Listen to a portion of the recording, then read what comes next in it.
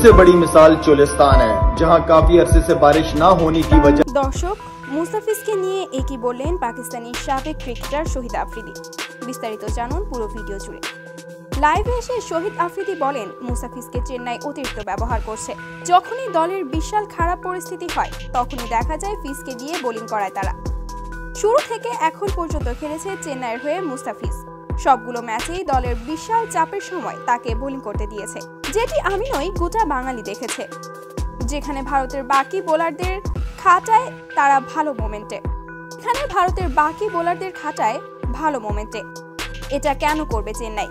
এটাই তো অনেক বড় অন্যায় করা হচ্ছে মুস্তাফিজের সঙ্গে।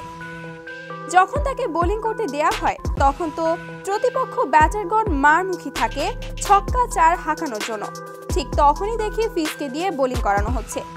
যখন ম্যাচের লাস্ট মোমেন্টে তখন কেন ফিজকে দিয়ে বোলিং করাতে হবে? তখন চেন্নাইয়ের বাকি বোলারদেরকে দিয়ে বোলিং করানো উচিত, আর সেখানে উল্টো করছে চেন্নাই। তো দর্শক, আপনারাও কি শহীদ আফ্রিদির মন্তব্যে একমত? জানিয়ে দিবেন ভিডিওর কমেন্ট বক্সে। ধন্যবাদ।